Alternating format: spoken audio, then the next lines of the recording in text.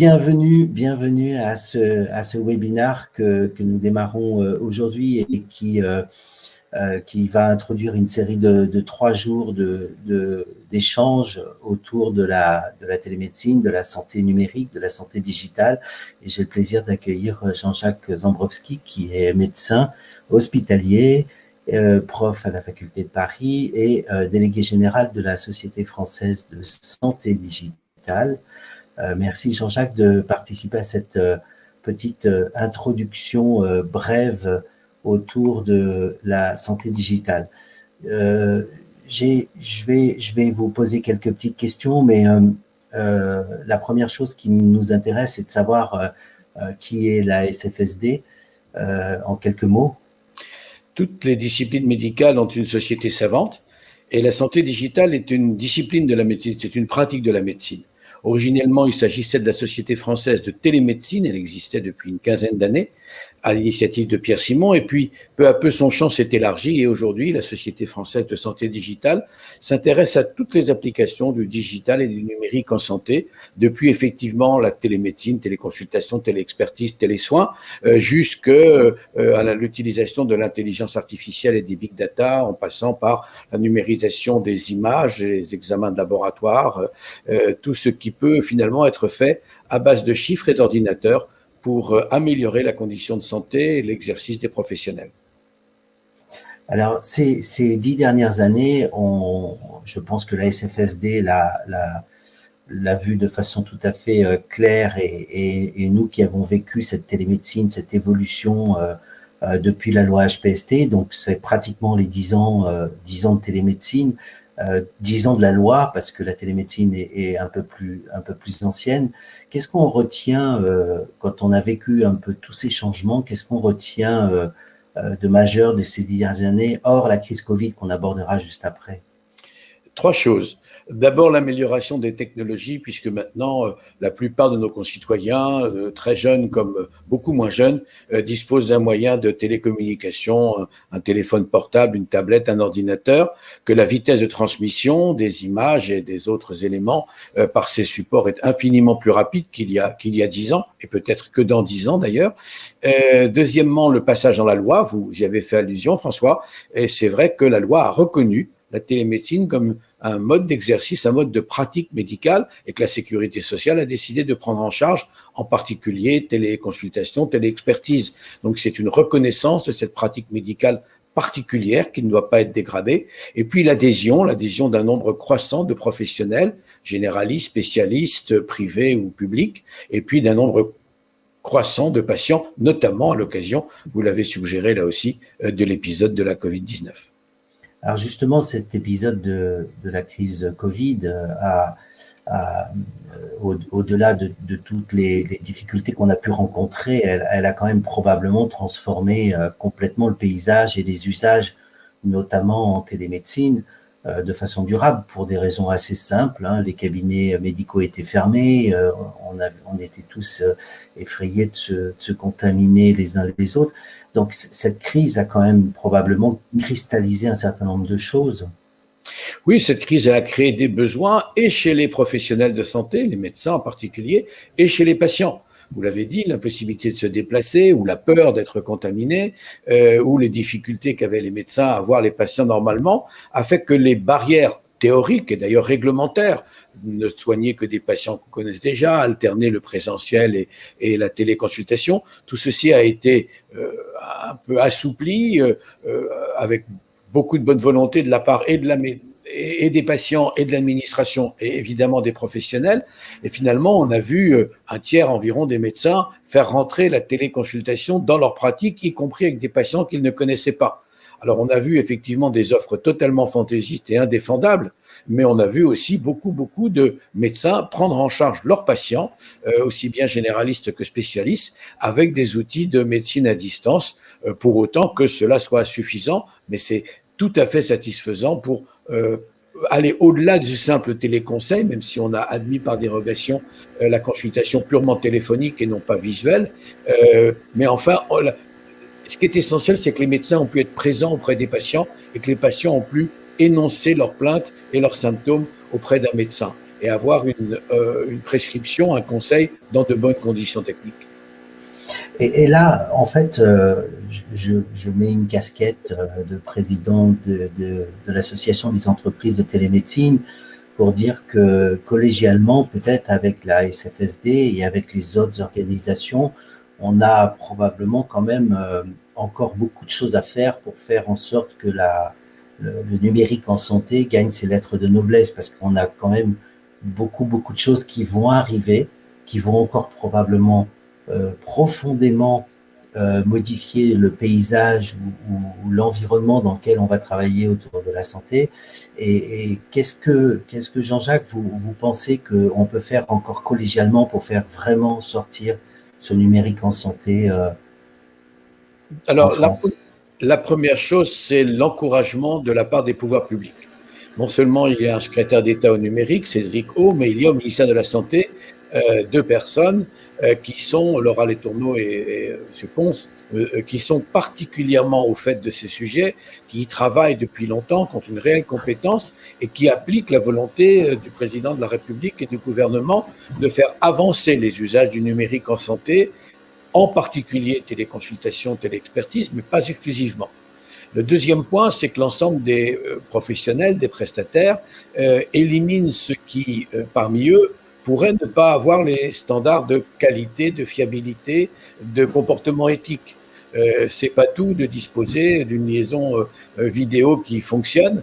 Encore faut-il que les données du patient, par exemple, que la qualité médicale de ceux qui sont de l'autre côté de la caméra, tout ça soit bien attesté.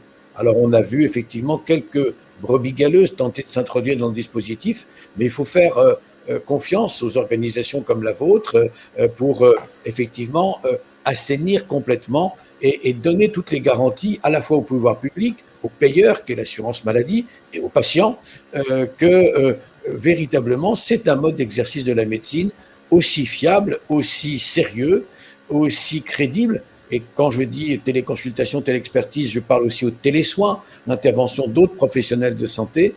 Tout ceci doit rentrer dans la pratique courante.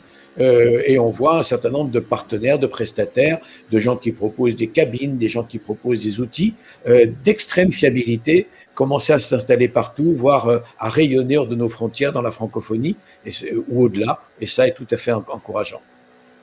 Alors, dans la démarche du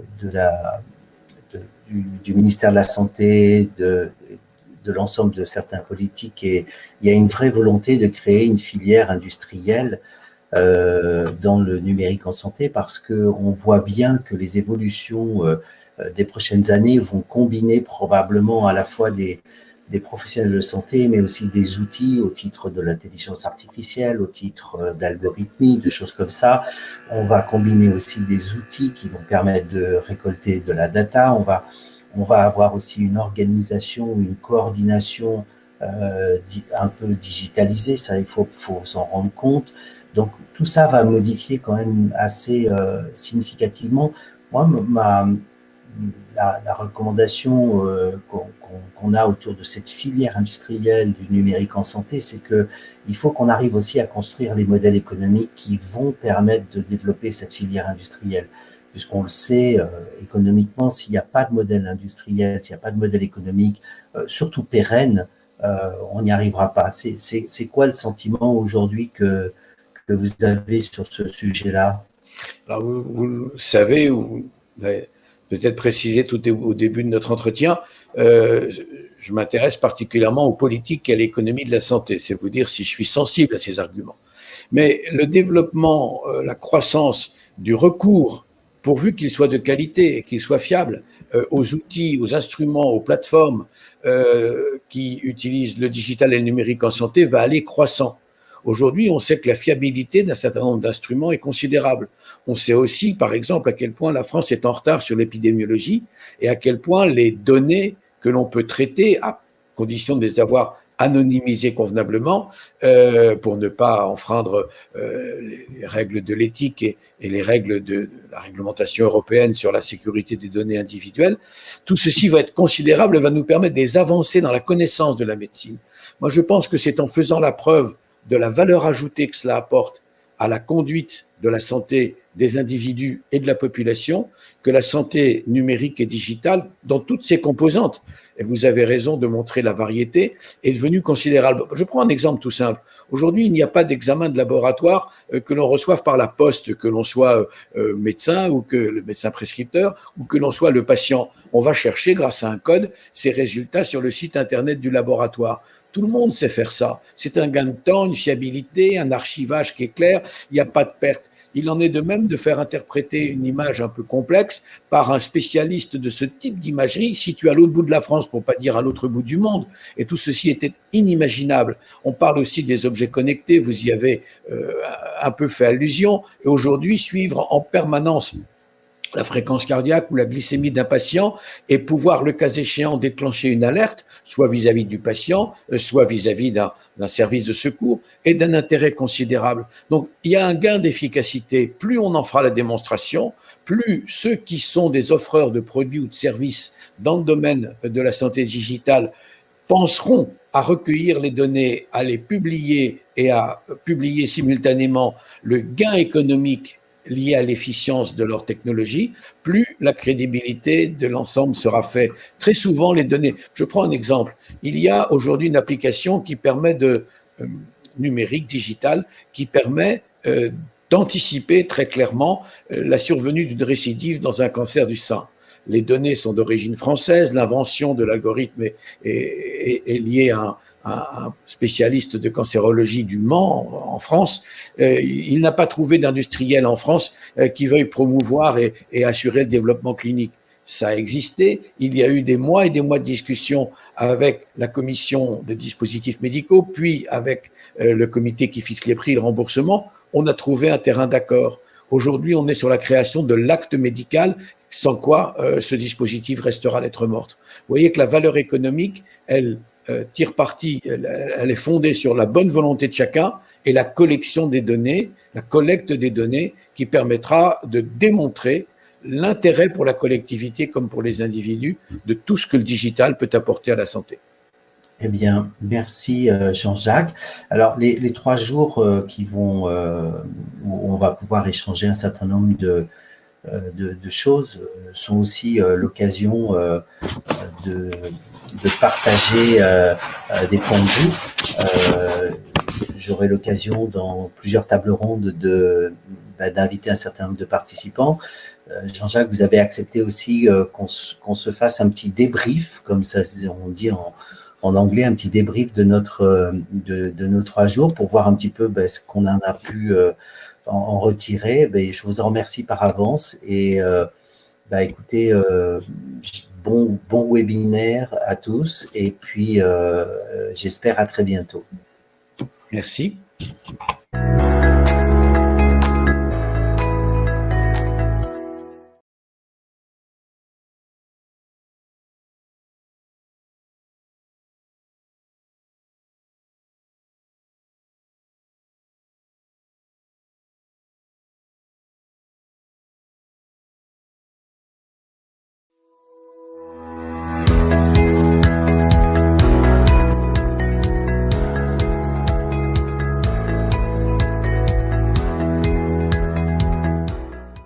Recent provider adoption of virtual care technology, I believe, is ushering in a whole new era of clinical collaboration. Why is this? It is often said that the COVID pandemic has caused a tremendous amount of forced innovation. Clinicians that never in the past were comfortable using virtual technology are now using all sorts of video capabilities to communicate effectively with their patients. Conversely, patients are now increasingly seeking care and getting great care.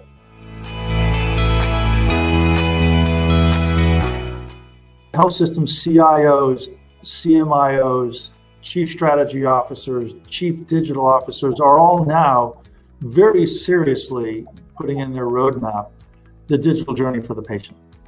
And it has to do with not only delighting the consumer, but also identifying a way to extend services outside of brick and mortar.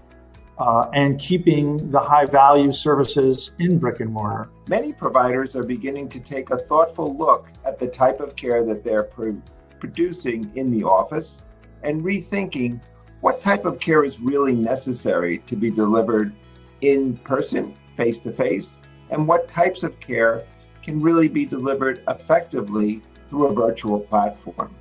This in turn is enabling many providers to deliver care really at the top of their license, so that now physicians can interact with individuals in the office setting when it is really necessary.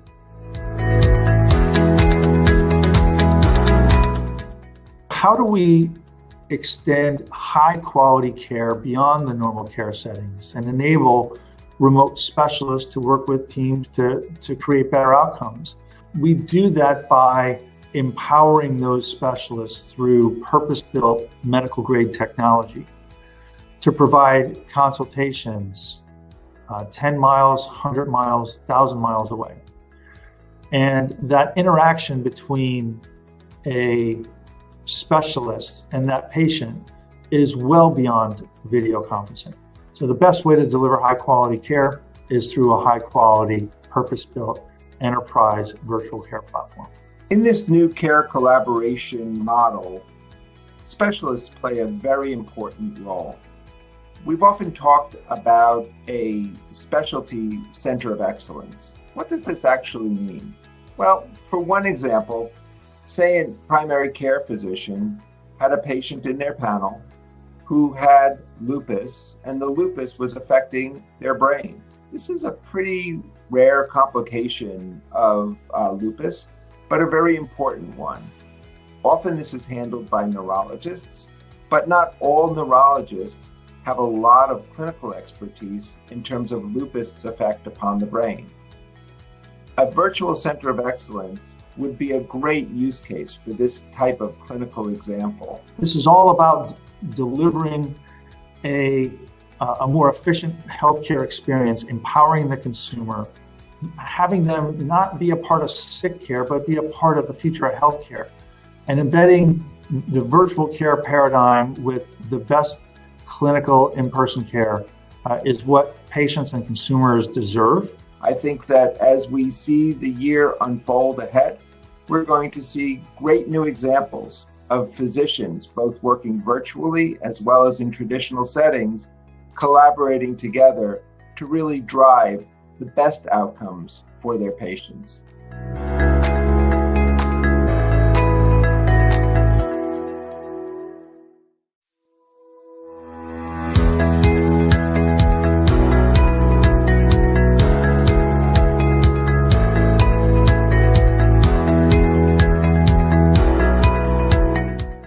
When I think about some of the most interesting trends or learnings that we've seen throughout the course of this COVID pandemic, I have to start with really the adoption curve. We have always been confident that mainstream adoption was inevitable, but what really stands out is this leap from awareness right straight past acceptance through to expectation.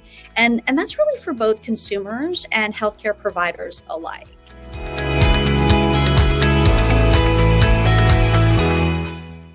There are interesting healthcare dynamics that I see unfolding globally, which are impacting the consumer's experience. Let me give you some examples of the global trends that we are seeing. There is a rapid penetration of technology among consumers all around the world. For instance, there are already 3.5 billion users of smartphones globally. Many physicians are starting to retire in major European countries. In fact, in Spain and Italy, almost 50% of physicians are expected to retire in the next 10 years, with no replacement in sight. 1/3 of global population has a chronic condition, and we know that 2/3 of people over 65 have 2 chronic conditions, and that will just keep increasing over the next years. When we think about what's next, at Teladoc Health, we're transforming the healthcare experience in ways that are designed to really delight consumers, right? First, being there in sickness and in health, expanding our broad spectrum of services to be there for members for wellness, whether that's nutrition or living with chronic conditions, all the way to the complex, where there's in-home monitoring or referrals to other virtual care services. Second is really leveraging data at scale to make the care that we deliver, enable, and empower smarter. The data that's needed to anticipate or prompt the next health action, right? Nudging those healthy behaviors. And then wrapping that into delivering the personalization of the care and the experience. Leveraging that data, behavioral science, plus real consumer insights to create a personalized experience that people love and which ultimately drives engagement and use of their telehealth services. We are building a better healthcare experience for consumers around the globe in the following ways. We are expanding consumer access to virtual care. We continue to expand our capabilities in existing countries like the UK, France, or Brazil. And also we continue to expand geographically into new regions like the Nordics, the Middle East, or Germany. What we do is powerful. Combining technology with the human interaction and expertise enables us to expand capacity in the healthcare system, helping to provide access where previously there have been gaps. And once they go through this experience, it's truly transformational.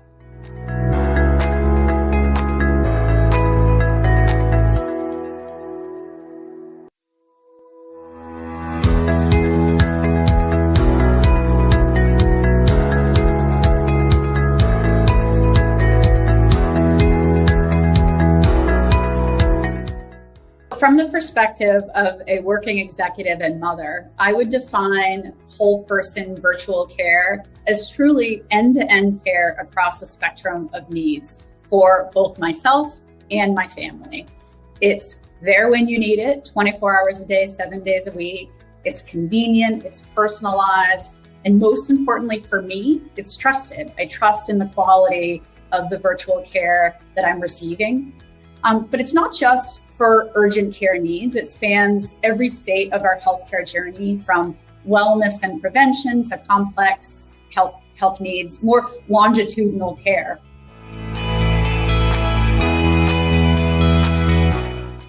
Data is a starting point to understanding our members. So if we can be the best at understanding our members and their needs, we can design technologies to support them in a way that's personalized and unique for their particular needs and their particular conditions. So data has multiple aspects or dimensions. They are data that are very well understood in healthcare. So things like claims data, labs data, medical records, but also the opportunity in data, especially in the last decade or so, has been around data sources that actually don't come from healthcare, but give us a ton of information and insight about how we need help or how we are likely to change our behaviors or what's the best way to support us. So for example, today we have members who are giving us nutrition information through food logs, or we have activity data from partnerships with leading smartwatches that our members are using. So these new classes of data that we call health signals are combining them with things like labs and medication history and claims history, I think really help us understand our members in a very different way, in a very rich way.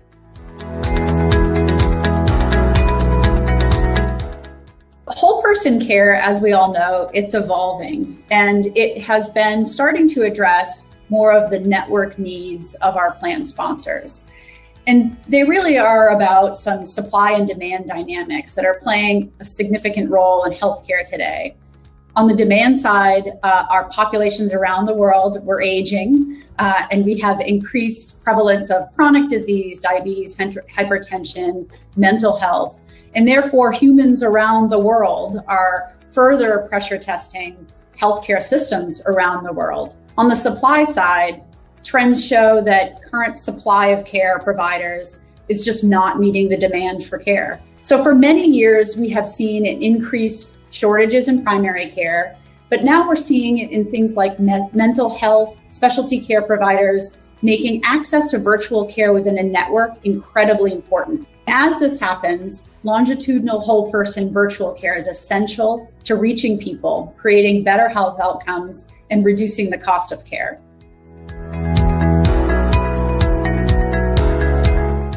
So AI, or machine learning, think of it as the brain that powers this personalized experience, right? So we're trying to build an integrated personalized experience between our marketing, our product, our clinical experience, and our clinical visits.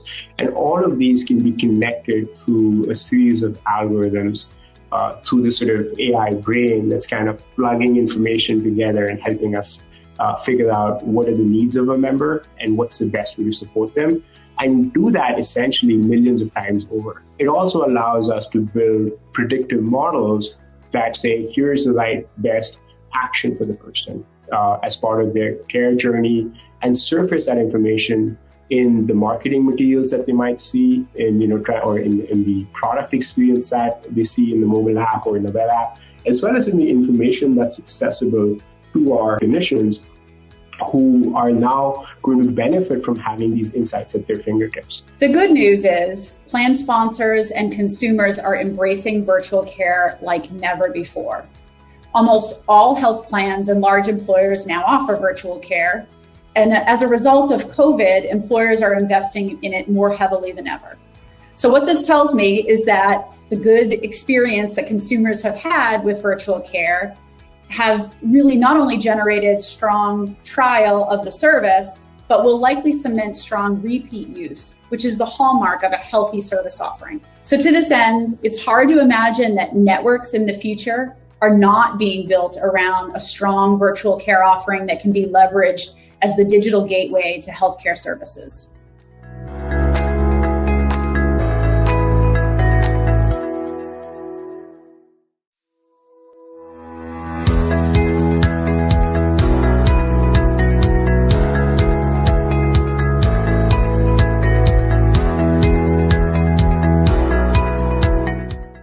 Virtual care empowers clinicians to provide high quality and high value care in new and different ways. By integrating data from various devices, whether it's glucometers, blood pressure monitors, weight scales, or other sensing devices or platforms, providing insights into that information on an individual health is really key. By understanding the trends and patterns as opposed to the raw information, physicians can make better decisions about the higher fidelity information that's coming off of these devices in real time, the 99.9% of time that a patient's not sitting in front of that physician.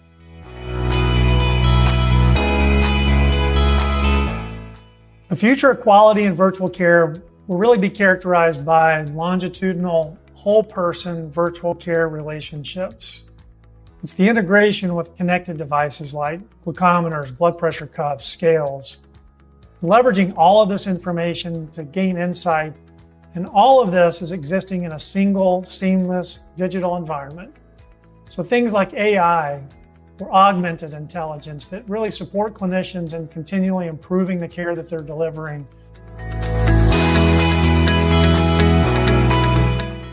Technology has a role to play in not only helping patients, but also helping providers.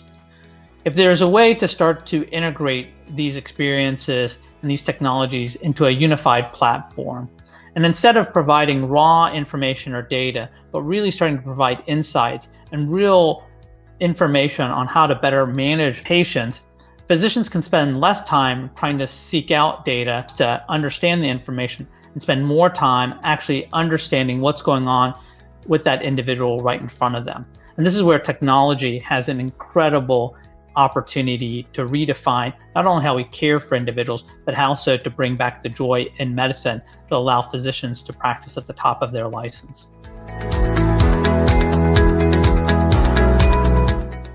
We've also created an active learning environment where clinicians are supported by data, a platform that gives us the ability to create feedback loops and enable continuous quality improvement, all within a culture of quality and patient safety.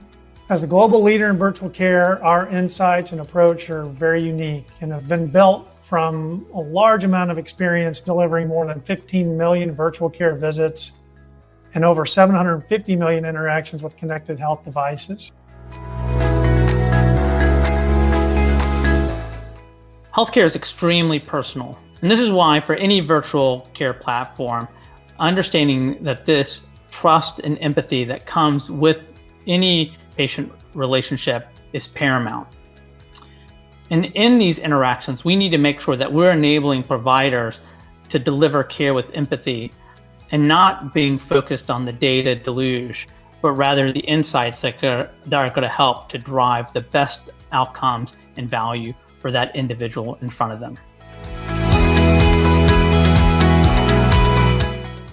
Clinicians are delivering virtual care like never before, and there's a learning curve to doing it. Teladoc Health, we've really engaged a very active learning process. So things like founding the first virtual care patient safety organization, the Institute for Patient Safety and Quality of Virtual Care, which give us an environment to do quality improvement and to teach our providers how to do this well.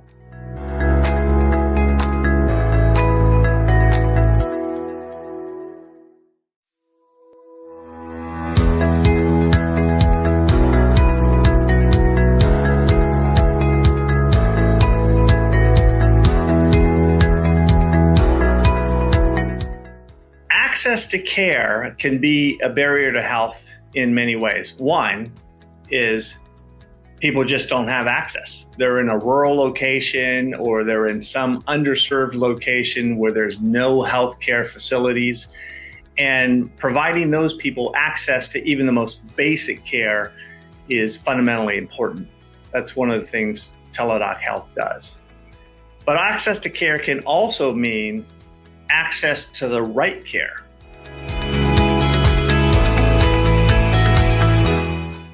Teladoc Health is leveraging technology in really new and novel ways to improve access to care. And I'll use an example of specialist care. So one of our partners uses neonatologists in a central location to be able to look over many rural hospitals. So for each hospital, say there's 10 to 15 rural hospitals, it wouldn't be possible if there's a premature baby in one every 1,000 births that needs this level of care to have someone in that town full time. But if you have one person who can virtually care for people across a large geography of 15 hospitals, then that really starts to work, both from a care perspective and an economic perspective, because you have enough cases in that scenario to be able to use the virtual care as a way to really improve the care that someone could get. With virtual care, we can really get the right specialty to the right place at the right time, which is so important in many life-threatening situations. For example, in stroke care, there aren't that many stroke neurologists around. They're really concentrated in the tertiary large hospitals. So if you go into a community hospital or a critical access hospital, there most likely is not a stroke neurologist there. But with virtual care, we can actually bring the tertiary expertise out into the community, where if a patient comes in to a smaller hospital with a stroke, we can actually beam that stroke neurologist there quickly to assess that patient and actually potentially save that patient's life.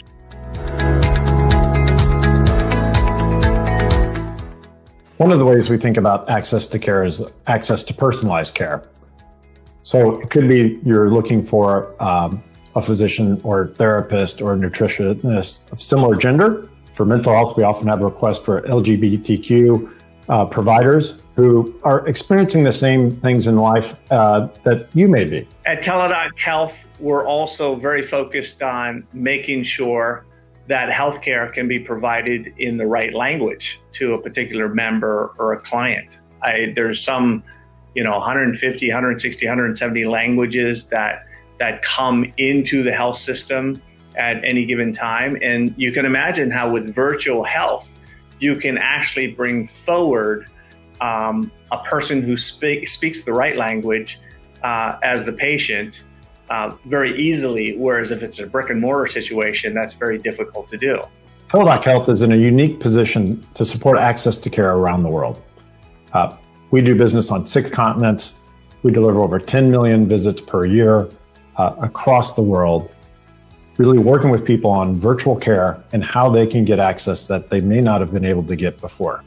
Those are all ways that we think we're really using virtual care is the great equalizer to get people the care they need with much less inconvenience, much faster and more reliably than they may be able to access care today, depending on their circumstances. Bonjour, je m'appelle Olivier. Je suis manager des opérations de vente chez Teladoc Health à l'international. Comme vous pouvez l'entendre, je suis français et expatrié en Californie. Je suis basé à Santa Barbara, où se trouve le siège de la division hôpitaux de Teladoc Health. Pour référence, Santa Barbara est située au nord de Los Angeles. J'ai moi-même fait partie de l'évolution de la télémédecine depuis 1998, ayant été associé à Computer Motion, puis InTouch Health, dont je vais parler durant cette présentation. À l'avance, je vous prie de m'excuser. En effet, mes diapositives sont en anglais. J'aurai le plaisir aujourd'hui de retracer d'une manière succincte l'histoire de la télémédecine. J'examinerai ensuite le parcours innovant des entreprises dont la division hôpitaux de Teladoc Health est issue, d'un point de vue clinique, mais aussi technique. Toute solution de télémédecine est centrée sur le patient. Je présenterai deux solutions qui ont été au cœur de notre parcours, le télémentoring en salle d'opération et le télé-AVC. Pour terminer, je présenterai l'évolution des solutions Teladoc vers une plateforme globale couvrant tous les aspects du système de soins. Pour commencer, les origines de la télémédecine. La télémédecine prend ses racines juste après la Seconde Guerre mondiale en 1948, où pour la première fois, les docteurs et ingénieurs transmettent des images radiologiques par l'intermédiaire d'une ligne téléphonique. Sur le même principe, en 1959, l'Université du Nebraska utilise également le téléphone pour transmettre des examens radiologiques complets. Une année plus tard, toujours dans le Nebraska, un groupe de psychiatres examine des patients à distance grâce à une nouvelle invention, la télévision. En 1961, le gouvernement américain pratique des expériences de surveillance clinique sur un chimpanzé envoyé dans l'espace à bord d'une toute première fusée. Enfin, l'avènement de l'Internet dans les années 90 permet à la télémédecine moderne de se développer d'une manière globale. Les professionnels de santé peuvent maintenant partager des données patients grâce au réseau d'ordinateurs. Cette nouvelle pratique donnera naissance au système de santé moderne dans lequel nous évoluons aujourd'hui. Penchons-nous maintenant sur l'évolution de l'industrie de la télémédecine et les étapes majeures qui ont marqué son parcours. La division hôpitaux de Teladoc Health prend ses origines en 1990. À cette date, Dr. Yulun Wang fonda Computer Motion. Après avoir développé des robots chirurgicaux avec grand succès, Yulun créera InTouch Health en 2002 qui concevra des solutions de télémédecine beaucoup plus larges en termes d'applications cliniques avec pour but de démocratiser l'accès aux soins. En 2020, InTouch est acquis par Teladoc Health, ce qui permet d'élargir encore plus l'éventail des solutions offertes. Revenons maintenant sur la création de Computer Motion. À la fin des années 80, Yulun Wang était un jeune diplômé en ingénierie électrique de l'Université de Californie à Santa Barbara. Entouré de ses collègues et copains de l'université, il créera Computer Motion avec pour but de construire des robots d'un genre complètement nouveau. Yulun et son équipe, dont j'ai eu l'honneur de faire partie, créera ISOP, le premier bras robotique à commande vocale qui contrôlait la position du laparoscope, alors que la chirurgie endoscopique n'en était qu'à ses tout premiers pas. En 1998, 2 bras robotiques furent ajoutés à ISOP, Leur rôle était de contrôler les instruments chirurgicaux de toutes sortes. Ainsi naquit le robot chirurgical Zeus. Le but était d'assister le chirurgien, d'accroître la précision du geste chirurgical et de ce fait d'améliorer les résultats opératoires. Pour cela, le chirurgien était assis à une console à quelques mètres de la table d'opération où se trouvait le robot.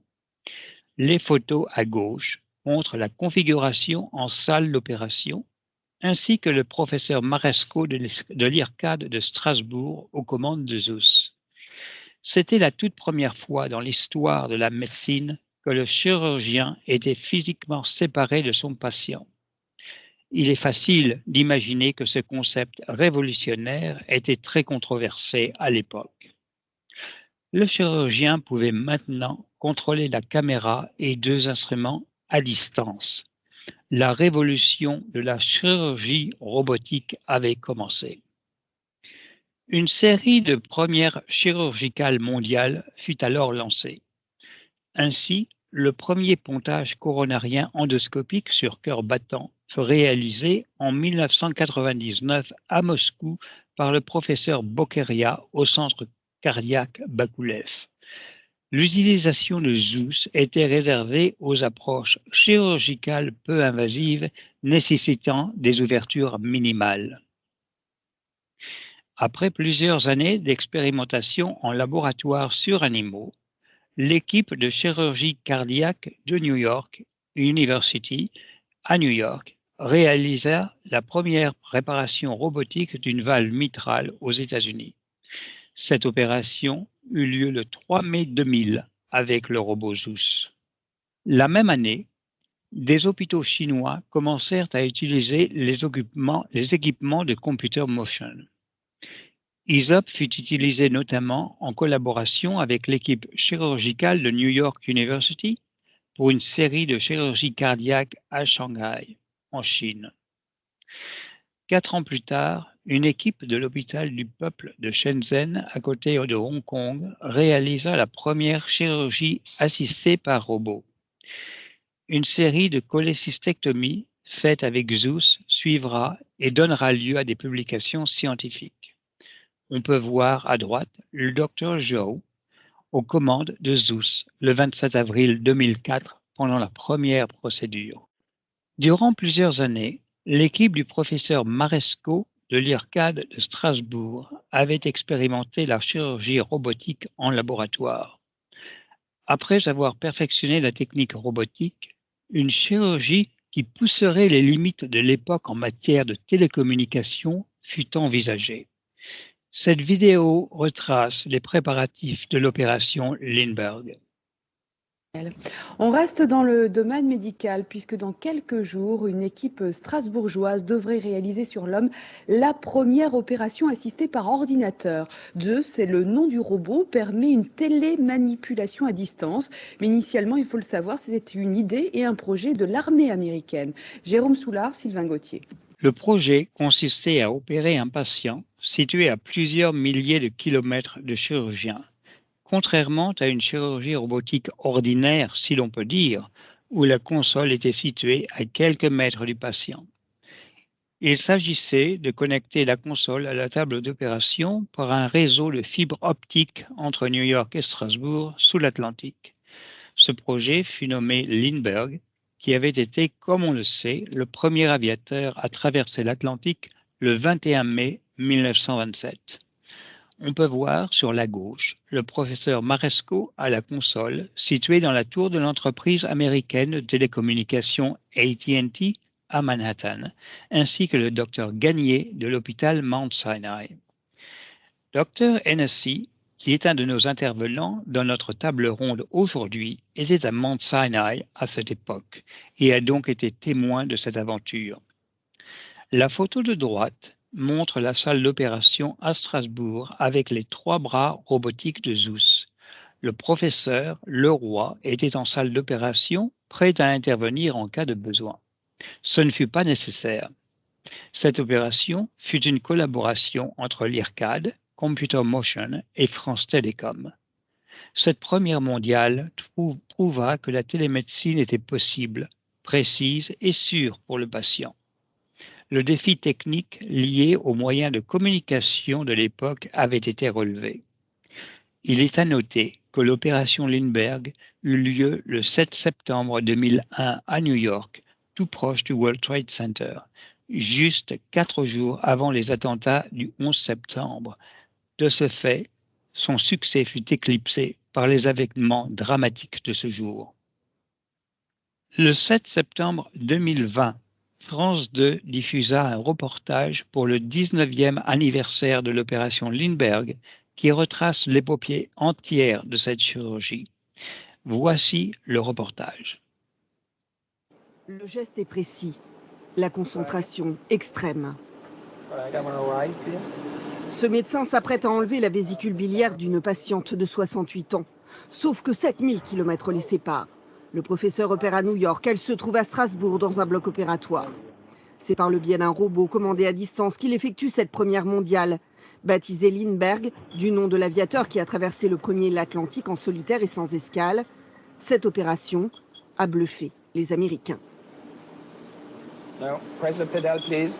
C'est assez amusant que l'armée américaine, dans le New York Times, 2 mois avant qu'on fasse l'opération Lindbergh, a dit mais c'est impossible, ça sera jamais avant 20 ans et ça ne dépassera pas 500 miles. Et 2 mois après, avec 2 petits ingénieurs, quand je dis petits, c'est parce qu'ils étaient tellement jeunes de France Télécom, on a fait cette opération entre New York et Strasbourg. Réalisée avec succès, l'opération qui a duré 45 minutes a été rendue possible par le partenariat étroit entre la chirurgie, la robotique de pointe et les techniques de télécommunication à haut débit. Il fallait qu'entre les 2 côtés de l'Atlantique, le délai soit quasi instantané entre l'ordre du chirurgien aux États-Unis et la réponse des gestes du robot à Strasbourg. Jusqu'à présent, les délais de transmission étaient trop longs pour envoyer l'information. Une prouesse technologique grâce à la fibre optique qui a mobilisé pas moins d'une centaine de personnes et rassuré à l'époque la patiente. Ça m'arrangerait bien. Il y avait tellement de monde, monsieur Leroy, l'anesthésiste, tout le monde était là. Je ne pensais pas qu'il pouvait arriver quelque chose. À Strasbourg, une équipe pouvait en effet intervenir à tout moment au moindre incident. Cette opération a nécessité 7 ans de préparation et coûté plusieurs millions d'euros. Depuis, la chirurgie assistée par robot s'est beaucoup développée. Elle permet de limiter les incisions, réduit la durée d'hospitalisation des patients et facilite le travail des médecins. Vous avez une suppression du tremblement, vous pouvez démultiplier le geste, c'est-à-dire que vous avancez d'1 centimètre, mais en fait ça ne va avancer que d'1 millimètre, si vous voulez, etc. D'où une précision énorme du geste. L'IRCAD, l'institut de recherche à l'origine de l'opération Lindbergh, est devenu une référence mondiale. L'an dernier, rien qu'à Strasbourg, 6200 chirurgiens de 120 pays différents se sont formés à ces technologies de pointe. Le geste est... En 2003, la fusion de Computer Motion et d'Intuitive Surgical donnera lieu à la plus grande révolution dans le domaine chirurgical de ces dernières décennies avec le succès interplanétaire du robot Da Vinci. La chirurgie robotique, tant décriée à ses débuts, est maintenant devenue la norme acceptée par tous. L'opération Lindbergh était un moment pivot qui a gagné sa place dans l'histoire. Le geste est pris. 2 ans après l'opération Lindbergh, Yulun Wang créa une nouvelle entreprise, InTouch Health. Tout comme Computer Motion, InTouch était basé à Santa Barbara, en Californie. 2 ans après l'opération Lindbergh, Yulun Wang créa une nouvelle entreprise, InTouch Health. Tout comme Computer Motion, InTouch était basé à Santa Barbara, en Californie, et fut le fruit d'une collaboration entre Yulun et ses amis avec une vision de la médecine complètement nouvelle. Il est remarquable de noter que les fondateurs d'InTouch, sur cette photo datant de 2005, sont encore tous des acteurs de Teladoc Health aujourd'hui. Revoyons plus en détail l'évolution de la technologie derrière nos solutions de télémédecine. Nos équipements furent conçus pour être pilotés à distance au début, en utilisant un joystick et puis ensuite avec une souris et un système de pointeur informatique. Des capteurs détectant les obstacles permettaient au robot de s'arrêter automatiquement. La hauteur du robot, comme on le voit sur la photo centrale, était équivalente à la hauteur moyenne d'une personne. Il est à noter que ces robots utilisaient un système composé de 3 sphères et non pas de roues classiques. Le but était de répliquer les mouvements humains tels que rotation et translation. Sur la photo de gauche, on peut voir les 4 générations de robots fabriqués entre 2005 et 2012 du prototype RP4 à gauche au modèle RP7 en bleu qui fut vendu à de nombreux exemplaires. À droite, la première commande pour un hôpital américain majeur sort de notre atelier de production. Cette commande fut passée par le système de santé Jefferson à Philadelphie en 2009. Ces systèmes furent utilisés pour le télé-AVC. Ils formèrent un de nos tout premiers réseaux qui reliait les hôpitaux dans la région de Philadelphie au centre hospitalier central Jefferson. La partie écran et caméra du robot est conçue pour imiter les yeux et le visage humain qui, commandés à distance par le personnel de santé, bougent de manière synchrone. Une deuxième caméra fut ajoutée pour répliquer la vision humaine et recréer un champ de vision dynamique. Le système audio a été conçu pour procurer une sensation immersive pour le patient. La génération actuelle, à droite, reprend tous les éléments des générations précédentes en y ajoutant un écran tactile ainsi qu'une caméra thermique en option pour détecter la température des patients. Suite au succès de l'opération Lindbergh, l'IRCAD de Strasbourg fit partie d'un programme de télémédecine pilote, ici montré lors de la visite présidentielle en 2007. De 2011 à 2014, nos programmes internationaux prirent de l'envergure grâce à l'engouement pour la télémédecine à travers le monde. Des programmes furent déployés dans diverses provinces canadiennes. En Europe, de nombreux programmes virent le jour en Allemagne, au Royaume-Uni et en Italie notamment. Le Moyen-Orient commença également à utiliser nos solutions au Koweït, aux Émirats arabes unis, en Arabie saoudite et également en Israël. Enfin, nous avons établi des réseaux de télémédecine en Asie, spécifiquement en Inde, Taïwan et Vietnam. Il est à noter que la majeure partie des systèmes déployés en dehors des États-Unis sont utilisés en soins intensifs, en chirurgie pour le télémentoring et en pédiatrie. Je voudrais maintenant m'attarder sur 2 utilisations cliniques qui sont au cœur de notre succès. Il fut naturel pour les fondateurs d'InTouch Health, après les succès de Computer Motion en chirurgie robotique, de concevoir une solution de téléprésence pour bloc opératoire.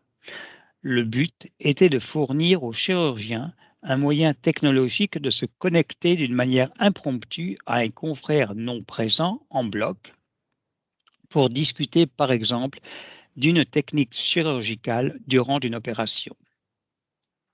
Une option de télestration faisait aussi partie du système. La vidéo qui suit illustre les avantages de la téléprésence en bloc opératoire. Elle montre notamment une collaboration entre les départements d'urologie de l'hôpital Saint-Joseph en Ontario, au Canada, et celui de l'hôpital universitaire de Chengdu, en Chine.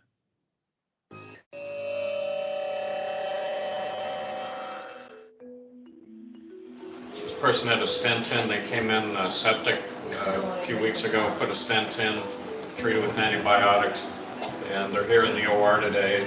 We've taken out the stent, and you'll see the ureteroscope is up there looking at the stump.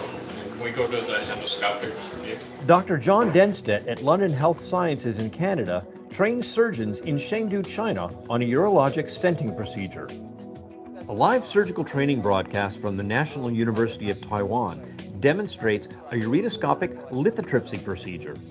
The remote presence device includes a surgical field view of the operating theater, as well as the endoscopic view, and gives the audience complete control over the screen configuration and camera.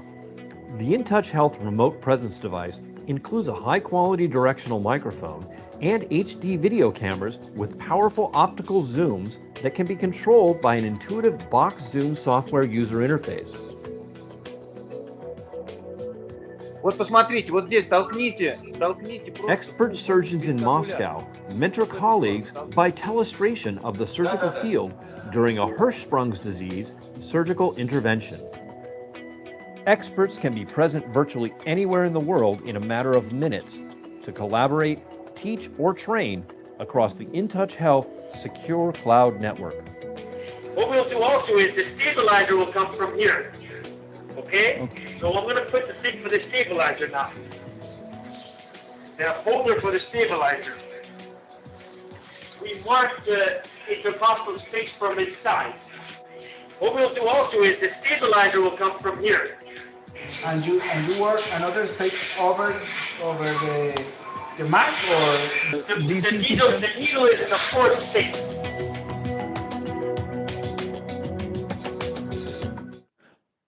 Le télé-AVC forgea la réputation d'InTouch Health en tant que leader sur le marché de la télémédecine américain durant les années 2010. Cette application clinique consiste à conduire un examen neurologique à distance en se basant sur des images scanners transmises en temps réel au neurologue. Un module de documentation est également utilisé entre le médecin urgentiste qui se trouve avec le patient et le neurologue examinant à distance. Le but de cette consultation et l'établissement du diagnostic clinique est également de déterminer l'éligibilité du patient pour l'injection d'altéplase, médicament thrombolytique qui a pour but de sauver la vie si administré à temps. Cette application de la télémédecine est particulièrement salvatrice dans les zones rurales, sans hôpitaux spécialisés dans le traitement des AVC. Cette photographie montre une reconstitution d'une salle des urgences entre les locaux de Teladoc en Californie avec le système Light, qui est le système de choix pour le télé-AVC. La vidéo suivante illustre le parcours d'un patient victime d'un AVC depuis son arrivée dans un hôpital rural après transport par ambulance. Le patient est alors examiné par un médecin urgentiste sur place et par un neurologue spécialisé en AVC, situé dans un centre hospitalier régional. Il s'agit d'un système de santé basé à Portland, dans le nord-ouest des USA. So let's get vital signs on him, get a blood pressure. Hey Don, can you squeeze my hands real hard? Jane is going to start an IV in your left arm here, okay? Has he had a CAT scan yet? He has. Okay, good.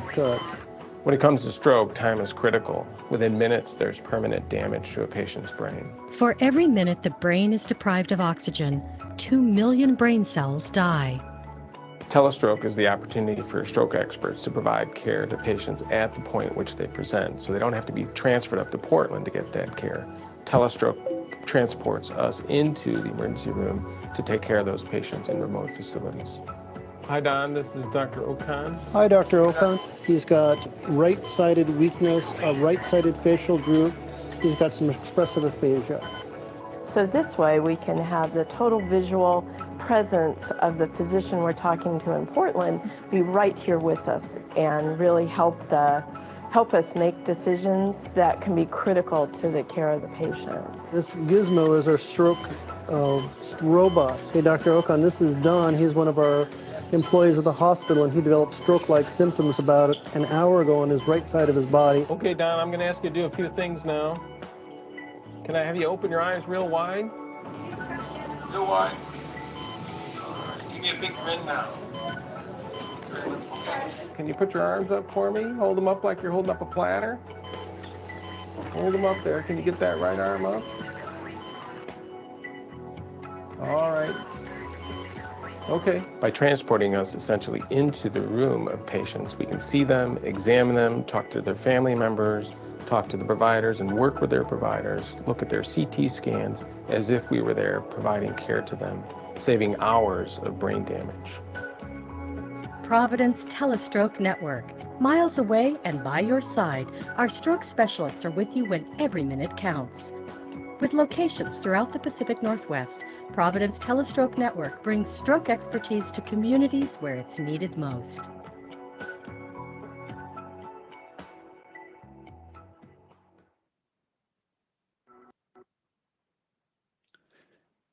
L'évolution de la technologie depuis ces 10 dernières années a permis l'introduction d'outils de plus en plus sophistiqués qui visent à digitaliser le parcours de santé des patients. Cet exemple de parcours, mis au point en 2020 pour les patients développant des symptômes pouvant être associés à la COVID, montre en haut à gauche une première interaction virtuelle par l'intermédiaire d'un site Internet hospitalier de diagnostic. Cette interaction est un questionnaire en ligne. Cela constitue une porte d'entrée digitale de l'hôpital. Ensuite, la patiente voit un médecin coordinateur par consultation virtuelle. La prochaine étape est l'admission en soins intensifs où les soins sont rendus en personne. Le suivi et la coordination se font de manière virtuelle et présentielle. Enfin, une fois sorti de l'hôpital, le suivi à la maison par le médecin traitant pendant 7 jours se fait de manière virtuelle. Comme les illustrations précédentes l'ont montré, la télémédecine a évolué depuis 10 ans en partant d'une connexion vidéo simple entre médecin et patient jusqu'à aujourd'hui où des modules logiciels résidant dans le cloud et adaptés aux diverses applications cliniques sont ajoutés à la solution de base pour former une solution globale. L'incorporation de la télémédecine dans le domaine de la santé publique a 4 buts qui sont interconnectés. C'est le concept du quadruple aim. Le premier, en bas à gauche, est de rendre l'expérience des patients plus satisfaisante par la diminution des délais de prise de rendez-vous, aussi bien que de procurer un accès aux soins plus proche du domicile. Le deuxième est l'amélioration de la qualité de vie des professionnels de santé, ce qui se traduit en une plus grande qualité de soins. La troisième est une meilleure coordination des soins, ce qui augmente la rapidité du diagnostic médical. En résumé, une plus grande satisfaction des patients et des professionnels de santé et une coordination des soins plus rapides ont pour résultat une plus grande efficacité du système de santé, ce qui a pour conséquence une meilleure gestion des coûts de santé et leur diminution à long terme. La direction vers laquelle la télémédecine se dirige aujourd'hui est une plateforme qui inclut non seulement des équipements, mais aussi des logiciels modulables qui sont configurés au cas par cas. Cette plateforme est ce qui permet à la fois aux patients et aux professionnels de santé de communiquer par l'intermédiaire de portes digitales et non plus physiques. À notre époque, où tout est digitalisé, du système bancaire aux réservations de voyage, en passant par une partie de la vie sociale, nous constatons que les patients demandent à ce que leurs interactions avec le système de santé évoluent de manière similaire aux autres aspects de la vie quotidienne. Le maître mot étant l'amélioration de l'accès aux soins, qu'ils soient urgents ou non, avec une consolidation des services médicaux offerts 24 heures sur 24 et à la demande. La plateforme Teladoc est très versatile, ce qui lui permet de traiter des consultations virtuelles de très grande urgence, tout comme des consultations de conseils médicaux, par exemple. Le rôle de Teladoc est de procurer aux hôpitaux les outils représentés sur ce schéma qui permettent cette transformation digitale dans tous les cas de figure. Cette approche de la santé requiert une infrastructure globale qui permet d'adresser le très urgent comme le non urgent. Elle doit être capable de communiquer d'une manière effective avec les infrastructures hospitalières existantes, comme les systèmes de dossiers de santé électronique, le DMP en France, ou encore les systèmes d'imagerie médicale, ainsi que les méthodes de paiement. Le module de documentation doit être également capable de s'adapter aux protocoles cliniques qui peuvent différer entre hôpitaux. Teladoc Health a construit une telle infrastructure globale pour rendre possible l'administration de la médecine. Nous sommes très honorés de la confiance que de nombreux systèmes de santé et hôpitaux à travers le monde ont placée dans la plateforme de santé virtuelle Teladoc. L'hôpital Charité à Berlin et sa région utilisent nos solutions depuis 2018. Le Dr Weiss, responsable du programme de télémédecine en soins intensifs, nous fera partager son expérience aujourd'hui. Des hôpitaux sous le NHS anglais, des universités et autorités régionales de santé canadiennes, ainsi que des hôpitaux en Espagne, Italie, Inde et Brésil nous ont fait confiance. Tous sont des exemples d'institutions de santé de premier ordre dans leurs pays respectifs. Aux États-Unis, les systèmes de santé les plus prestigieux, comme la Mayo Clinic, ont embrassé les solutions Teladoc. Le Dr Fang nous fera partager son expérience en soins néonatals aujourd'hui.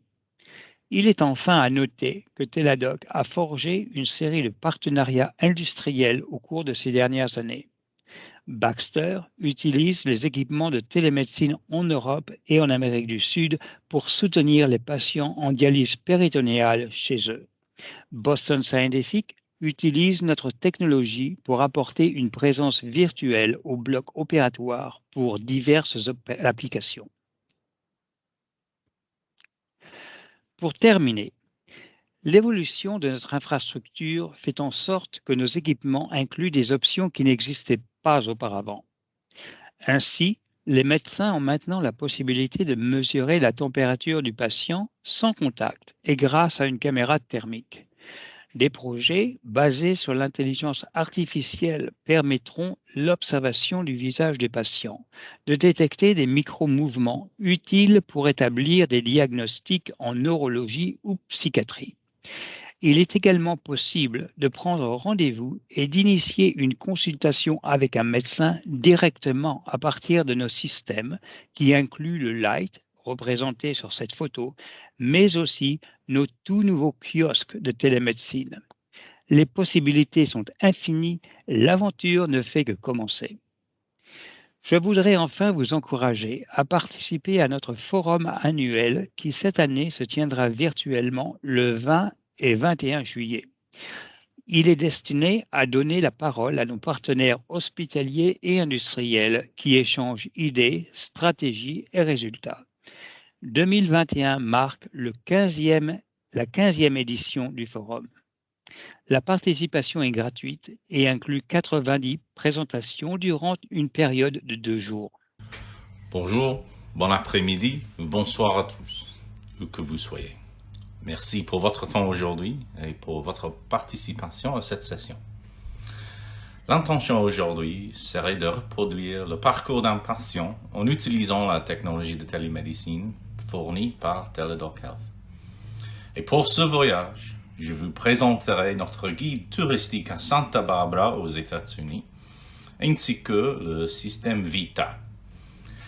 La Vita a été conçue initialement pour les unités de soins intensifs et que ce sera notre méthode pour nous déplacer à travers les différentes vignettes que nous avons pour la démonstration. Comme vous pouvez le voir dans le miroir, le temps de la transmission de l'image est quasiment nul, bien que nous soyons physiquement séparés à des milliers de kilomètres. Tous nos systèmes sont conçus pour optimiser la connexion réseau que nous utilisons, afin de créer une atmosphère adéquate pour une communication médecin-patient. Nous accompagnerons notre patient à partir du moment où ils se sentent malades et décident de rechercher des conseils cliniques, tout au long du traitement jusqu'à un suivi régulier pour évaluer l'efficacité du traitement qu'il a subi. Notre patient, appelons-le Monsieur P, a des antécédents cardiologues compliqués. Dans le passé, il avait besoin de se faire implanter un stimulateur cardiaque. Cependant, son état clinique s'est aggravé au cours des derniers mois, jusqu'au moment où il a des difficultés à marcher, à conduire et, en général, à poursuivre son style de vie. C'est pour cette raison que M. P décide de passer un examen médical pour s'assurer que tout va bien. Et malheureusement, l'hôpital auquel il est référé est assez éloigné et son état ne lui permet pas d'y s'y rendre. Il décide donc de prendre une consultation à distance depuis le centre de soins local de sa ville natale. La première chose que fera notre patient est de réserver une consultation avec le spécialiste. À cet effet, il dispose d'une tablette où il pourra prendre un rendez-vous. Une fois le rendez-vous pris et confirmé, il pourra procéder à la consultation. Monsieur P a eu de la chance, son cardiologue est disponible, alors prenons une consultation avec lui. Ce que vous voyez est le Care Console.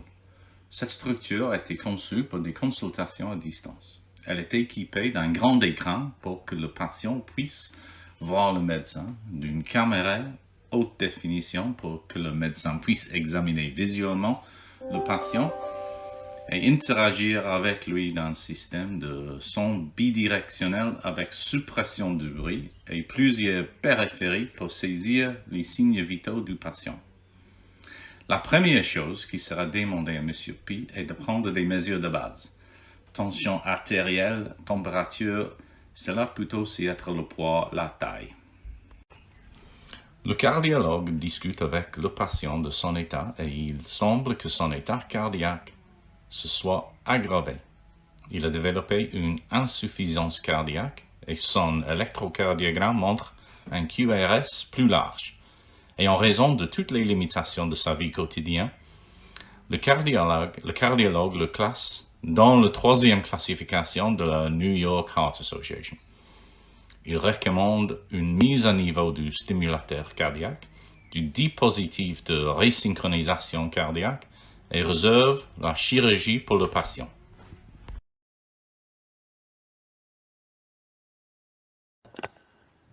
Suite au parcours de notre patient, M. P a été diagnostiqué comme ayant besoin de mettre à niveau son stimulateur cardiaque, son dispositif de resynchronisation. La salle de chirurgie où il recevra son appareil est équipée d'un lit avec bras boom. Vous pouvez le voir sur l'écran. C'est l'une des solutions de haute acuité de Teladoc, spécialement conçue pour les environnements surpeuplés et bruyants, et avec la capacité de donner aux fournisseurs distants la confiance nécessaire pour prendre des décisions cliniques rapides et éclairées. Cet outil de communication clinique fournira un moyen de transmettre, de recevoir et de stocker des données audio, vidéo du patient en temps réel. Il peut être utilisé en conjonction avec d'autres dispositifs qui transmettent les signes vitaux du patient, par exemple. Il compte 2 caméras de haute définition en haut de l'écran avec un zoom 45 fois et une caméra à flèche sur le dessus qui peut également pivoter jusqu'à 340 degrés ou s'incliner à 120 degrés, ce qui permet d'avoir une vision globale et précise. Le microphone est également une partie très importante du système car il est bidirectionnel et il filtrera le bruit de fond pour améliorer la qualité de la communication.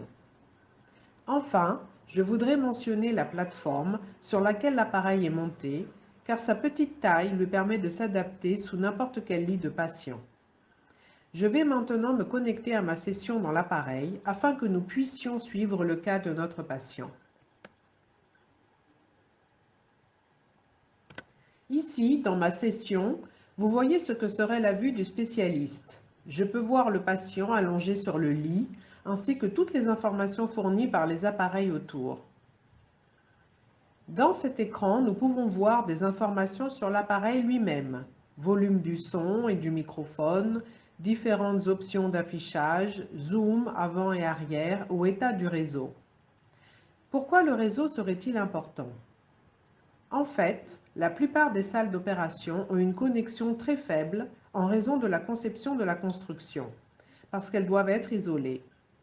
Mais le réseau utilisé par le LIT est une gestion de réseau propriétaire ainsi qu'une infrastructure qui optimise l'utilisation de celui-ci en fonction de la disponibilité.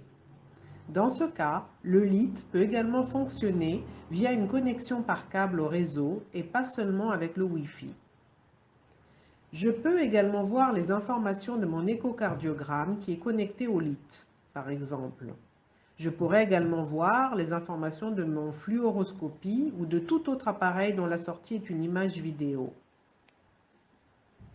Il semble que mon collègue qui effectue la procédure a du mal à trouver le bon endroit pour attacher la sonde du ventricule gauche. Il effectuera une phlébographie et il souhaite avoir mon avis sur la veine la plus appropriée. L'image de droite pourrait être l'image fluoro afin que je puisse voir le phlébogramme et lui donner les meilleurs conseils. Je pourrais également saisir sur mon image l'électrocardiogramme du patient pour mieux comprendre l'efficacité du placement de la sonde dans la resynchronisation du cœur du patient. Mais dans le cas où nous avons tous les deux encore des difficultés à fournir une évaluation de cas, nous pourrions inviter d'autres collègues, jusqu'à 5, à participer à la session et voir les mêmes informations que nous voyons.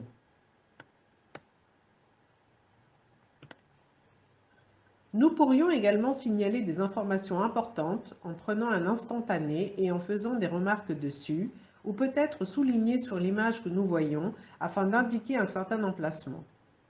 Le pointeur porte mon nom, donc dans le cas d'une session multiprésence, mes collègues sauront qui fait la remarque.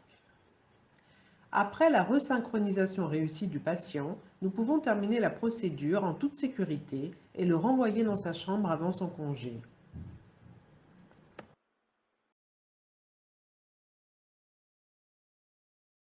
Notre patient se repose déjà dans l'unité de soins intensifs avant de partir.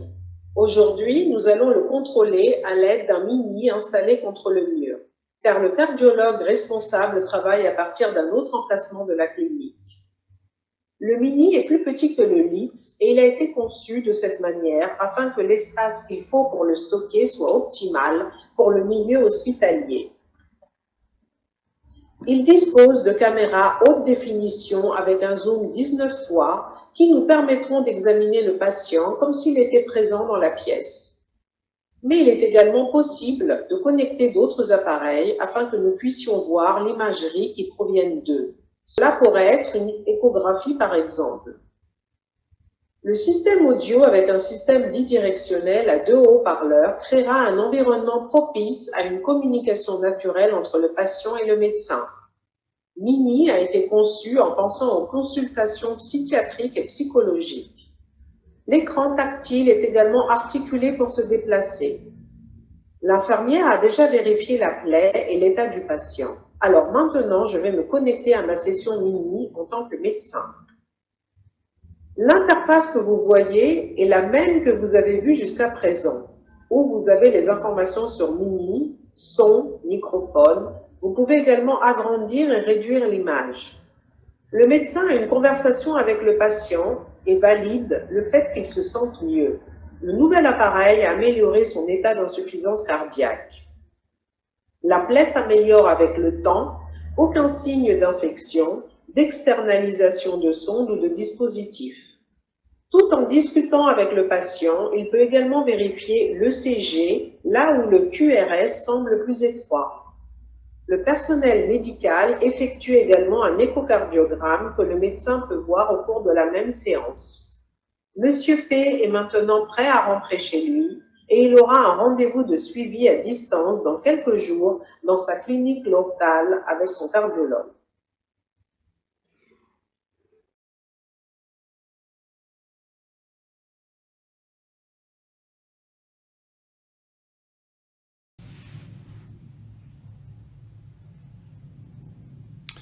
Dès que notre patient est à la maison, il aimerait avoir des interactions régulières avec son équipe de soins. Les patients mènent une vie numérique dans toutes les autres industries et cela devrait donc être dans le secteur de la santé. Ici, nous pouvons voir une vue des cliniciens d'une plateforme à faible acuité pour la gestion des rencontres avec les patients à domicile. Il est basé sur le concept d'une salle d'attente virtuelle où les patients peuvent se présenter pour une rencontre virtuelle. Du côté du patient, tout ce qui est nécessaire est un navigateur et une connexion Internet. Ils peuvent utiliser leur téléphone portable ou leur tablette. Et ils peuvent être n'importe où en France ou dans le monde. Peu importe. Nous jouons le rôle d'un patient qui demande une évaluation COVID à domicile. Le patient entre certaines informations pour s'identifier et se voit ensuite présenter un formulaire de consentement nécessitant une signature numérique.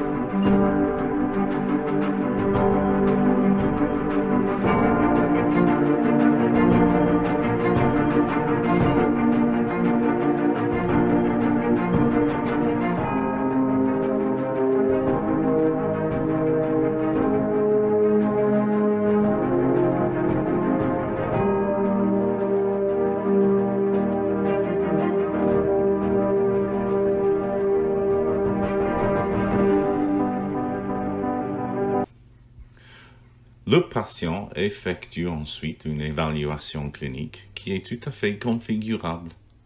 Avant que le clinicien ne se joigne à l'appel, nous devons vérifier que la vidéo et l'audio du patient fonctionnent. Puis, le patient est placé dans la salle d'attente.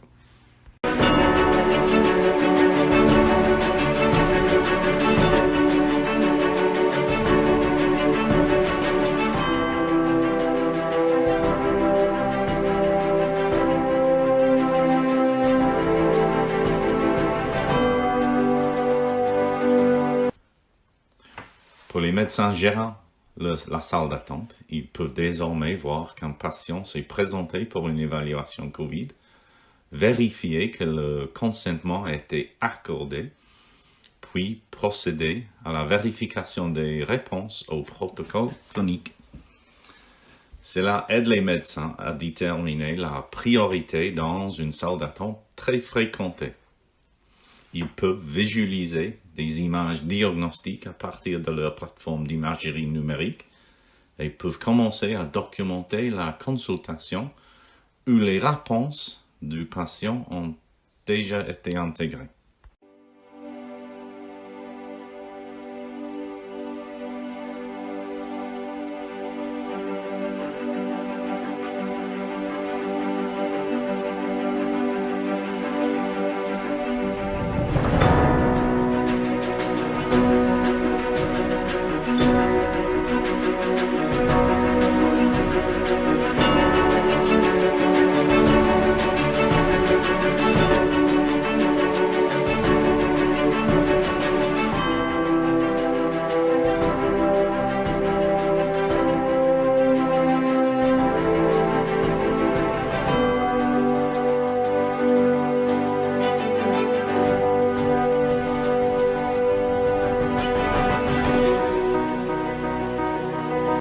Une fois la session commencée, le patient peut couper le son de son microphone et arrêter sa vidéo et démarrer une session de discussion avec le médecin.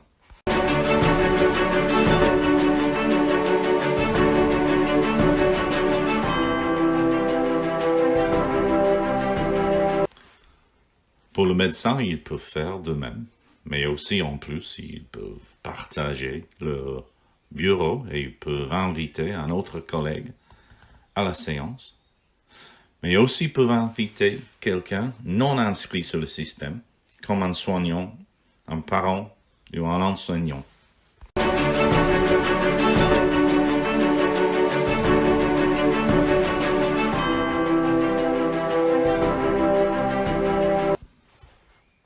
À la fin de l'appel, le patient et le clinicien peuvent se voir présenter une enquête. Le clinicien peut continuer à documenter la rencontre et, si nécessaire, planifier un suivi sur l'appel pour la patient.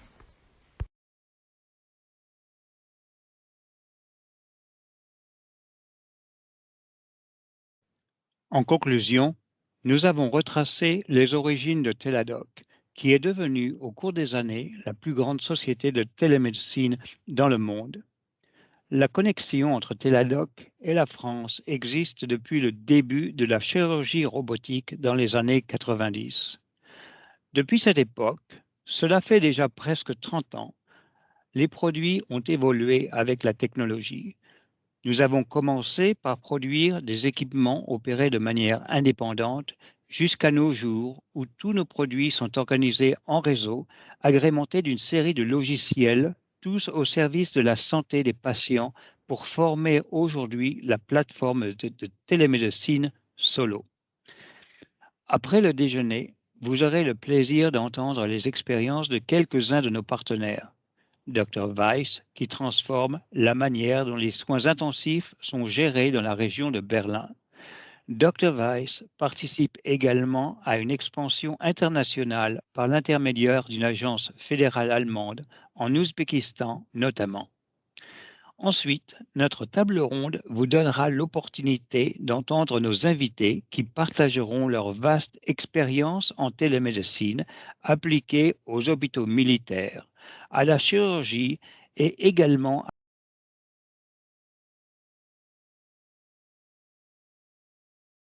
à la conception d'hôpitaux centrés autour des technologies de numérisation de la santé dont la télémédecine fait partie.